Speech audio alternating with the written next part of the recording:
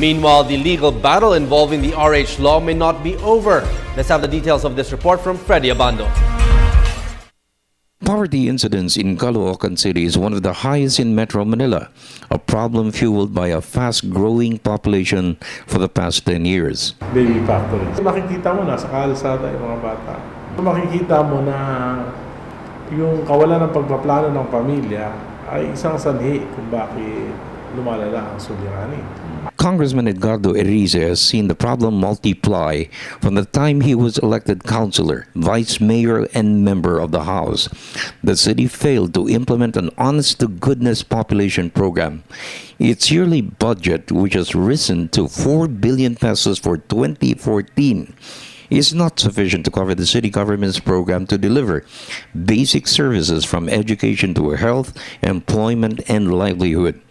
Erice stressed the Supreme Court ruling declaring the RH law constitutional provides great in managing population growth and poverty incidence in the country. RH law I think will provide a direction to families.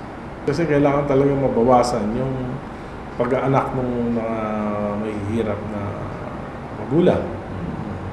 Kasi ang problema I conducted an education summit sa mga elementary schools.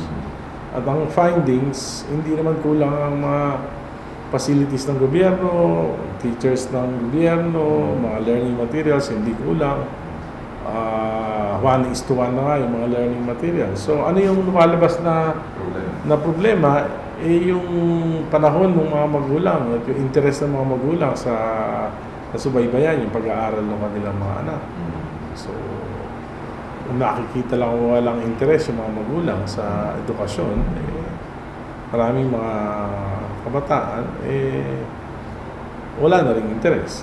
In the meantime, the court's ruling is not yet final since the contending the debate, those for and against the law will file a motion for reconsideration.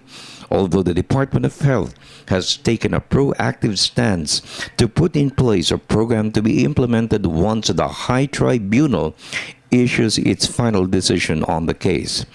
To me, ang very important doon is that we will now be able to implement programs of helping our poor mothers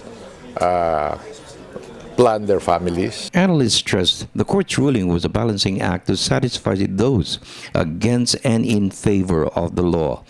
The Catholic Church has declared it's time to heal the wounds of the debate over an issue that has lasted for almost 2 decades.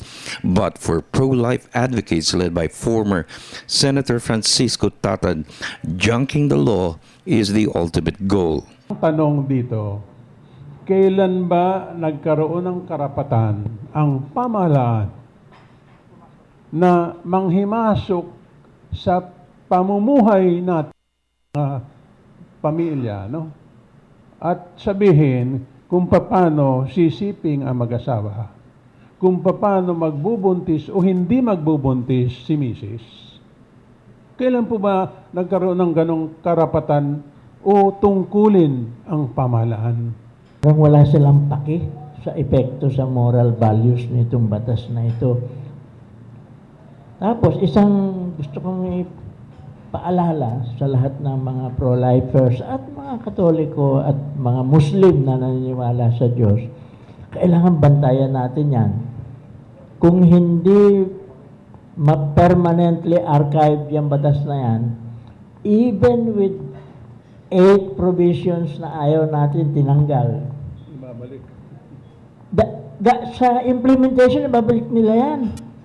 For the People's Television Network, this is Freddy Abando reporting.